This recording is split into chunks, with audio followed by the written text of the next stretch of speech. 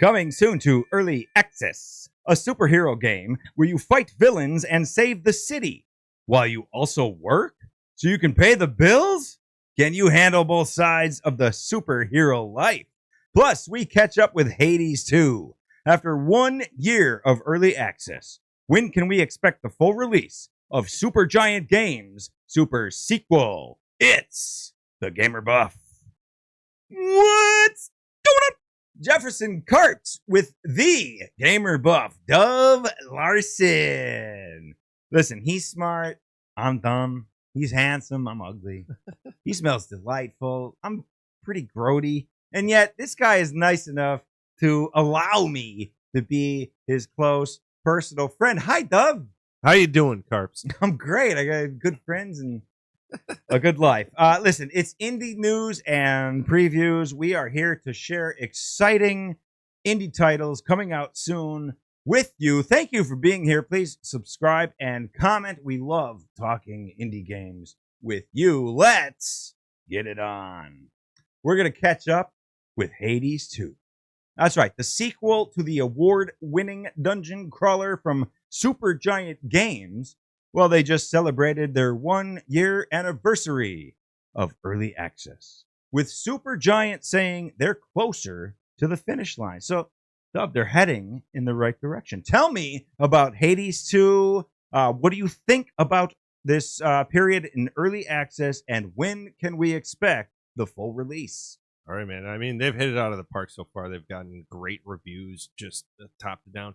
I bought it right away, but I'm waiting to finish it because I don't want to, ruin the ending. And that's part of the greatness of the Hades series. Like they have great actors, great stories, and part of the reason you keep coming back for more and more is to get, the full ending.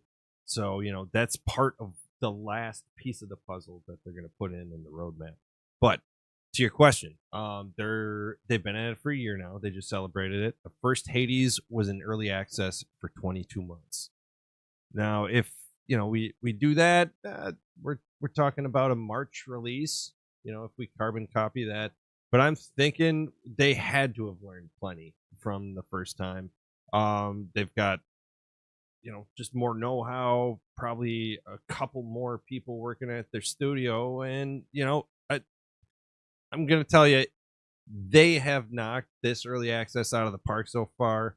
And they had 2025 set as their early goal for release of Hades 2. And I think they're going to get it, sometime maybe around Thanksgiving or something. But I really think we're going to see Hades 2 full release sometime this year in 2025.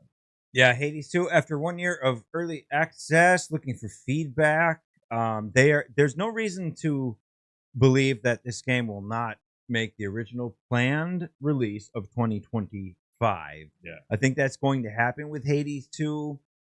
Come on, man. This is a highly anticipated sequel. It's out there now in early access. The big hit here, what was so beautiful about the original Hades was the story. Oh God, yeah, I love that, and the acting. I mean, like everything.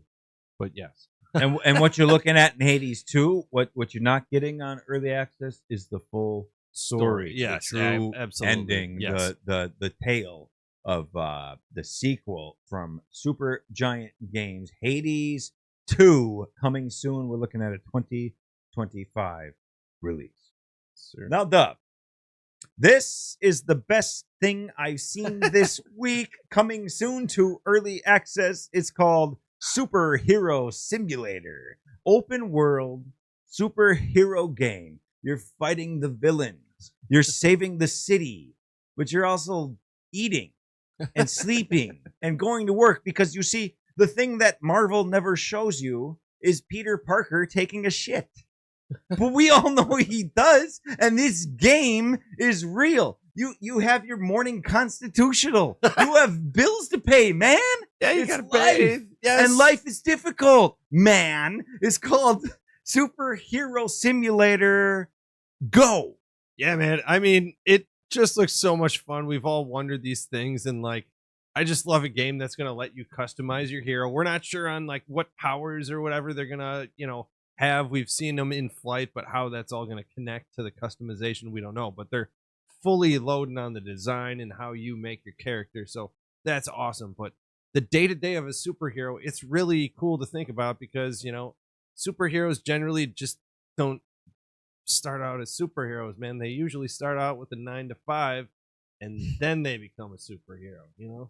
They see something and then it happens. That's what happens in real life. In real life, it's like until you're bitten by something radioactive, right? Or however it occurs. But you still have a 9 to 5 before that. You have this game's throwing that in there, baby. Exactly. You have to live.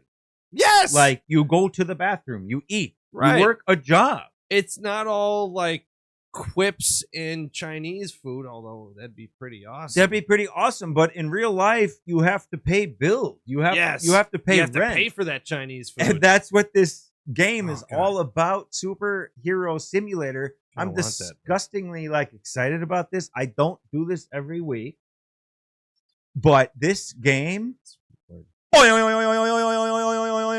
Foley. Yeah. Foley for this game. I think I heard the desk hit. I mean, this is good. I'm hours. I'm talking hours. You could play this game for 48 straight hours. Hours and some cross between like DC Online and Sims, or when Dwight's playing Second City or whatever. I don't know what the hell it's called on The Office. Yeah, it's fantastic. Who's bringing us this game? It's the Baby Raccoon. The powerful Mighty Raccoon Studios. Mighty Raccoon Studios. Yeah, it's a pretty big departure from a lot of their other stuff. So it's an ambitious game, and I can't wait to see what they do, man. It just looks cool. I like this idea. I've always wanted a superhero game where I get to make my own superhero, and this could be the next one, man. Superhero Simulator, early access coming soon. Wishlisted on Steam, and thank us later. Dove, a solo developer who lives on a boat, made a game about a boat. It'll cost you $5.99 on Steam. It's called Spill. Yeah. I mean, what can you say except for it's awesome? Lente, I believe, is how you pronounce the developer's name. Solo indie project, as you said. They live on a boat. They dropped out of school after 2 years, I think, in college, and she just started working on this game. And man, it's incredible. I've really loved the art style. I can't wait to sit down and play this. And what's awesome is it only costs you $5.99 to get into it. There's also a demo, but the art's beautiful. The idea is awesome. I love a good chill game, and this is definitely that. Dude, the whole game's a demo. You could fly through this thing in 1 hour. It'll cost you $5.99. You also have the option to play this thing for days, weeks. There are animals to find and rescue. Yeah. There's different side puzzles and projects beyond just cleaning up the next level of oil spill in the ocean. I'm going to tell you about Spill that has 95% positive reviews on Steam. And for a game that is even the slightest bit, and we don't even really dip our toe in here, but I'm going to, a game that is even the slightest bit controversial as far as cleaning up the earth. Yeah, environmentalism. Where you stand on that, to have 95% positive reviews is saying something that this is a great game. Count that with the 50K sold in a month. Right. And putting up big numbers for a solo developer. Yeah, man. I mean, it's really a grassroots campaign and knocked it out of the park. I love it. I'm excited about it. I love these solo developers who do stuff like this, and good luck to them. I hope we see more of this stuff, because absolutely, art was beautiful. Spilled on Steam. If you have $6 to spare, you think you're better than me? You're not better than me. If you have $6 to spare, try this game out. It's great. Oh yeah. Dove, let's do some rapid fire before we get out of here. Sure. The founder of Sandfall Interactive, who knocked it out of the park with Game of the Year contender Claire Obscure, recently spoke out about the growing lack of innovation with the big companies. This is what I want to ask you, Dove, Gamer Buff. Smaller teams are making better games, and they're doing it faster. True or false? True. Absolutely. It's so easy, and it boils down to the passion, because the big studios are just paying these people to be there. A lot of times, like, they want to be there, but people who are making games for themselves really have another layer of passion that they have to unveil in order for it to succeed. So they go the extra mile all the time. So that's why I always think those smaller studios, just they have a leg up there almost every time. They also don't have to go through the bureaucracy of every tiny choice, going through meetings and asking 100 CEOs who don't play video games what their thoughts are. Like, it's made by gamers for gamers.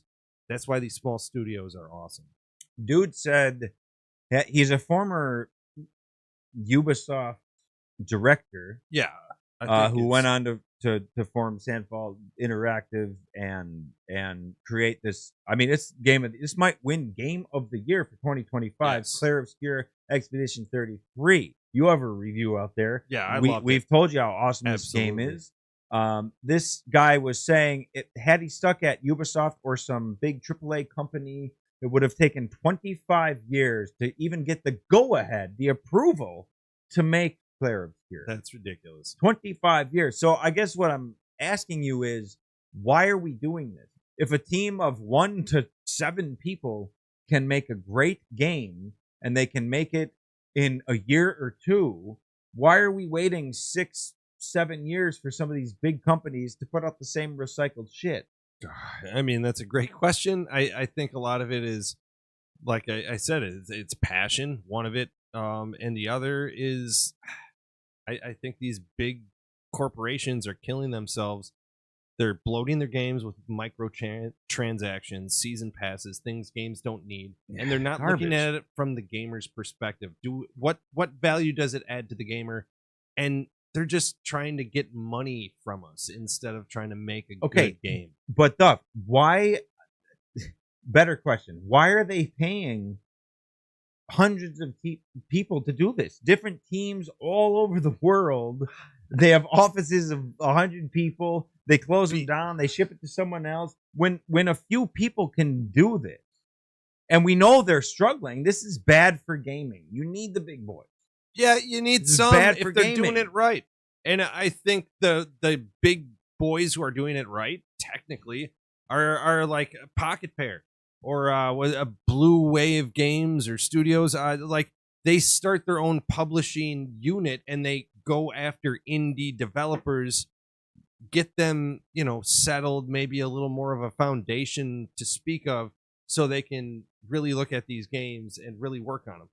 I think that's the way that they need to approach it in the future, because maybe all these people working for the company don't really know much about the game. You know what I mean? And they don't. And why do you want people there who don't really know much about video games or play them or have any passion if they're not going to contribute?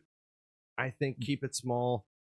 Keep it focused, man. Listen, it's bad for gaming. We need the big boys. You need GTA 6, and you need it yesterday. You need it. And what I'm saying is that, you can't. I don't understand, if 7 people can make a kick-ass game in a couple of years. I guess I can't understand why we're paying so many people to not make a game when they're not talking. There's no innovation.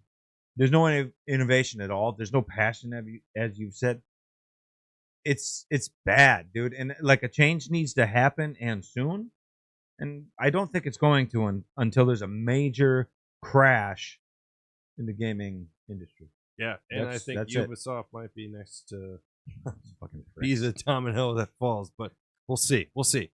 All right, Dove, that finally here, and this is not indie, but I know it's you want to talk about it. It's worth mentioning, yes, and sir. It's worth laughing at. Oh yeah, there are at least a couple gaming sites online where you can pre-order the forever non-existent Knights of the Old Republic remake.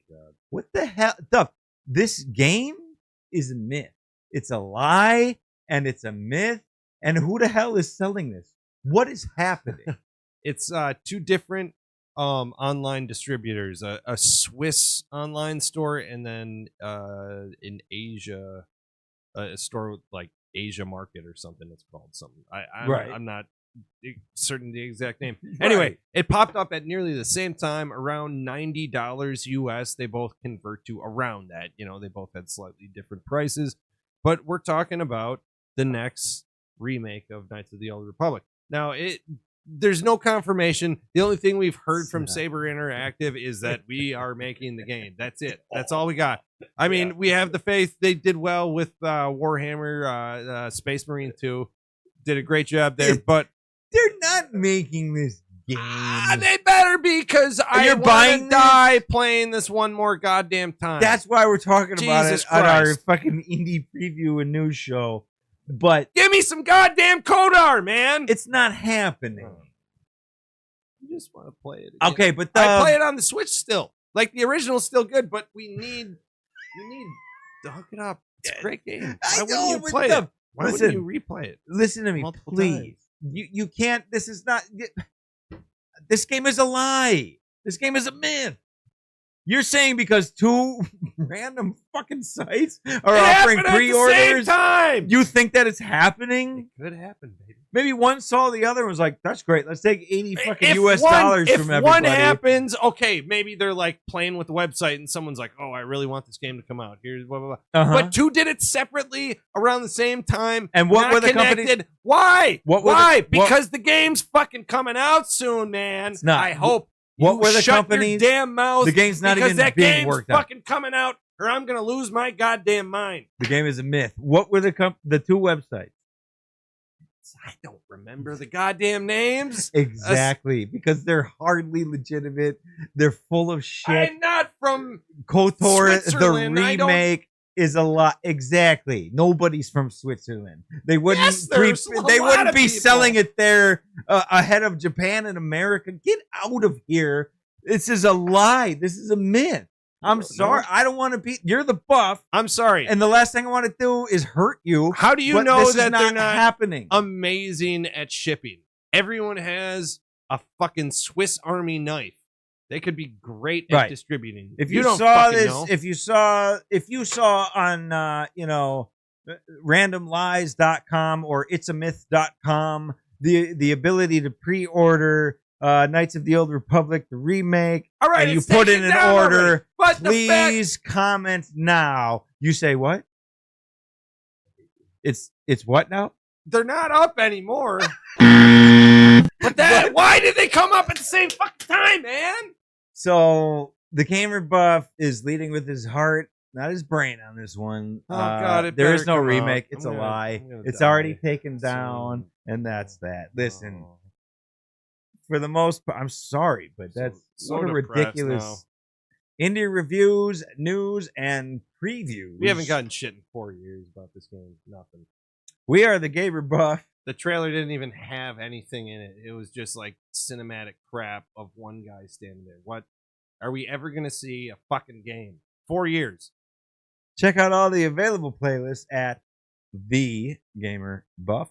Watch for that early access for Superhero Simulator. We love it, and we love you. So please like, share, subscribe. Fight for us, damn it. We're sure to help anything. One damn trailer. I want to introduce Jim Adams. He's the Gamer Buff's gamer historian. Jim, producing the show today, doing a fine job. Yeah, great show, guys. What were you laughing at earlier? I don't remember, but it was probably pretty funny. All right, what's on your mind? Oh, Dove said big boys, and it freaked me out. It was just. But anyways, I said it like that, did I? You did. I didn't notice that. We'll check the tape. We'll check the tape great later. Show, obviously, you guys know your stuff, 100%. There was one interesting thing. You mentioned Hades, like Hades 2. Yeah. This just came in the wire. I don't know if you saw this. A, I, O, U, and sometimes Y say, yeah, welcome to our world. That's a jerk. Hades. Because the Hades. Otherwise, great show, man. You guys nailed it. That was my favorite. Our Gamer Buff producer, our gamer historian on the Gamer Buff, Jim 20 minutes, that's all he got. Adams. Nailed it. Because they hate ease. Yeah. You gotta really dig deep on that one, man. Good stuff. A lot of options today, this week. A lot of, we got superheroes taking poops. We got a lot of stuff going on. But when a group of vowels hates ease, that's where you go, folks. He's the gamer buff, Dove Larson. Please like, share, subscribe for more content, indie reviews, news, and previews. That's what we got for you. And of course, I'm so fucking drunk. The Gamer Buff podcast at The Gamer Buff. Thanks for hanging out with us. Appreciate you. We'll meet you at the mall. Hey, fellas. Nope. Game on. Game on. My hair is not good. I hate my hair. Just shake it out. I can't believe what just happened. You fucking diva. You piece of shit. No. I'm supposed to be the diva. What are you doing? My hair. I didn't have a good day, okay? I didn't have a great day. I didn't get my prep before the show. I need a little me time before the show.